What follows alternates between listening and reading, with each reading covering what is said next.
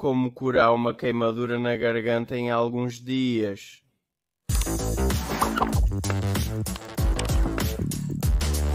Sou Victor Ivanovich, otorrinolaringologista. E minha missão é ajudar o maior número possível de pessoas em nosso país e em todo o mundo a se tornarem saudáveis. E hoje vou te contar como lidar com um problema como a sensação de algo preso na garganta. Ele é o principal síndrome, mas também é o terceiro síndrome, há outro parâmetro. O que importa são os finais e o fato de que isso se tornou relevante independentemente do que escondem. Hoje vamos falar sobre adultos porque as crianças têm apenas outros problemas e isso é um tópico separado para um vídeo separado. Oroca tem o esquema do vídeo de hoje. Primeiro vou explicar qual é o problema para que você entenda como tratá-lo, isso é importante. Em seguida vou lhe contar como identificar a causa que está provocando isso. Isso também é extremamente importante. E como terceiro passo, vou lhe contar sobre as ações universais que, em princípio, podem ser tomadas mesmo sem você para resolver rapidamente este problema. A primeira coisa que você precisa entender é que nem sempre acontece com todas as pessoas. Mas a maioria das pessoas não sente isso quando tudo está em ordem. Cada pessoa produz muco no nariz. Nela flutuam células imunes. Esse muco nos protege de fatores desagradáveis do ambiente externo, de vírus, de micróbios. Esse muco no nariz não rasteja no nariz, ele é constantemente formado e realmente adere ao muco. Depois se mistura com o muco, suaviza e normalmente não o sentimos. Começamos a senti-la em qualquer condição. Primeiro, se a sinovial, que é designada para este deslizamento, começa a trabalhar mais devagar, ela se torna mais espessa, mais viscosa e começamos a senti-la. Segundo, isso é quando a sinovial já está em nossas narinas e à frente ela se forma mais e se torna mais viscosa. E existem os massivos. Isso é quando mais sinovial se forma e na garganta há problemas com o processo lento e então tudo se complica. Eu te contei isso não para prolongar o vídeo, mas para que você entenda que há uma razão. E para lidar com o problema, você precisa eliminar essa causa. Ardência na garganta. Com o que isso pode estar relacionado? Com a revisão. Com inflamação bacteriana. Ou seja, há um excesso de bactérias e o sistema imunológico reage a elas, desencadeando uma inflamação. Na zona crônica de hiperinfecção, particularidades do clube de hiperestenose, vascite, angelovírus, herpes 6, com a influência do nariz e dos seios nasais na garganta, com a influência do trato gastrointestinal, porque pode haver refluxo do estômago e do esôfago, e isso irrita tanto a garganta quanto a faringe. Portanto, se você tem essa oportunidade, vamos ao médico com Darina Laringolova e avaliamos a condição do nariz na garganta, olhamos em geral em que condição está o nariz, em que condição estão os seios nasais, em que condição está a garganta, se há sinais de doença revolucionária, ou seja, refluxo do estômago para o esôfago. Já na consulta com o otorrinolaringologista, pode-se fazer exames na presença de sinais de processo hiperativo, exames para a flora, na presença de sinais de inflamação do tecido linfóide, incluindo na garganta. Os médicos sabem o que é, excluem infecções virais do grupo herpes Epstein-Barr-Marcus e o vírus da herpes 6. De qualquer forma, é desejável excluir condições alérgicas, verificar se há uma alergia oculta ou se você tem uma alergia óbvia. Então, basta ir ao alergista e fazer um check-up, ver a atividade, se há alguma alergia ativa em seu corpo agora ou não. O que é absolutamente necessário fazer? Primeiramente, consulte um otorrino. É recomendável usar um endoscópio para examinar diretamente a garganta e permitir que o médico veja o que está acontecendo no local. Em segundo lugar, fazer ao menos um raio-x dos seios paranasais para avaliar se está tudo em ordem. Terceiro, excluir a hipótese de alergia. Se você está preocupado com veganos, acrílicos, você entende que algo está errado com o funcionamento do seu ouro, então ainda não há vídeo. Excluímos os lançamentos para o astrólogo e o refluxo normal. Tempo de ociosidade, por causa do qual pode se formar mais muco, por causa da mesma velha alergia, por causa dos processos de dissolução nas cavidades nasais, mas já te disse que é necessário fazer um raio-x nas cavidades nasais, por causa das características anatômicas, porque acontece que a curvatura nasal expressa, ela entra em contato com a mucosa erógena, onde não deveria haver tal contato, e, em termos gerais, tenta sair de lá, pensando que algo caiu lá, claro, não há cérebros lá, mas, no entanto, existem certos reflexos, né? E começa a lavar isso. Por uma razão específica, eu destaquei para você as causas psicológicas. Eles sempre estão lá. O exemplo mais simples. O que acontece com o seu nariz quando você chora?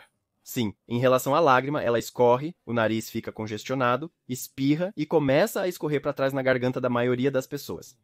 Mas se tudo aqui parece claro, na verdade, em algumas situações, nosso sistema nervoso regenerativo também desencadeia uma produção aumentada de muco.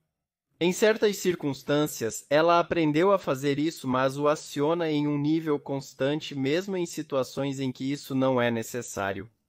O mais importante é que nosso cérebro é tão único que ele se lembra de tudo e sabe tudo. Por isso, graças a Deus, começaram a surgir psicólogos modernos que se dedicam à psicossomática, que podem ajudá-lo a entender em quais situações, em geral, com o que a situação inicial foi criada, ou seja, por que agora isso continua a reagir ao organismo dessa maneira, que do ponto de vista da psicologia desencadeia tais reações, e isso sempre existe. O mais importante é que você pode lidar com isso e pode ser resolvido. Agora, vou contar a vocês sobre ações universais que cada um de vocês pode tomar para lidar com esse problema. É claro, com boa climatização e sem sinais de produção. A coisa mais importante a fazer é hidratar a mucosa, porque agora sabemos que sentimos essa mucosa, mas quando ela realmente se torna mais macia e mais espessa. Portanto, se hidratarmos a mucosa, essa mucosa ficará hidratada, sentiremos menos e, eventualmente, pararemos de senti-la e esse sintoma passará. Nesse sentido, se hidratarmos a mucosa, o sistema de fumaça funciona melhor, menos energia é exibida, ou seja, há muitos benefícios em hidratar o nariz. A primeira coisa que devemos fazer é criar condições ótimas nas quais a mucosa não seque. É a temperatura do ar no ambiente em que você está, menos de 24 graus Celsius. Se a temperatura for mais alta, isso cria condições para a secura da mucosa. E o fator mais importante é a umidade, que não deve ser inferior a 40%, idealmente entre 50% e 60%. Portanto, fechamos as abas da sua bateria, removemos os umidificadores, controlamos tudo isso termicamente. Agora, todo mundo tem a oportunidade de comprar um spray umidificador para o nariz. Isso geralmente é um spray à base de água do mar. Independentemente do nome, o mais importante é que este spray seja isotônico, o que corresponde à concentração de sal no corpo. Ou até mesmo soro fisiológico, podemos preencher qualquer spray e umedecer o nariz. Aqui vai aparecer um link para um vídeo sobre diferentes truques, sobre diferentes sprays para umedecer o nariz, como você pode fazer o spray mais barato para umedecer o nariz. Um link aparecerá e você pode assistir a este vídeo separadamente. Umedeça o nariz pelo menos de manhã e à noite, no máximo 3 a 4 vezes por dia. Além disso, independentemente de mais muco ser produzido ou as glândulas funcionarem mais lentamente devido ao processo inflamatório, nossa tarefa é eliminar a inflamação. E aqui usamos medicamentos anti-inflamatórios universais, especialmente sintetizados para isso, hormônios locais, que selecionam esse processo inflamatório. A palavra hormônios não te assusta, porque temos hormônios em nosso organismo. Existem hormônios com um amplo espectro de ação, dos quais muitos órgãos e sistemas são afetados. Eles trabalham apenas em grandes quantidades, e mesmo que não entrem na corrente sanguínea agora ou praticamente, eles não têm qualquer efeito sistêmico invisível para outros órgãos. Para o nariz, normalmente usamos mometasona ou fluticasona. O comércio online, no entanto, está em novas bases clássicas e, consequentemente, bases sem instruções específicas. Para isso, consulte um médico, faça um exame de tireoide e ele prescreverá um tratamento adequado. Normalmente, usamos isso em clubes de saúde em cada evento. Geralmente, começamos 2 vezes por dia durante um período, por exemplo, meia semana, depois passamos para 1 vez por dia, após o tratamento geralmente leva pelo menos 1 mês.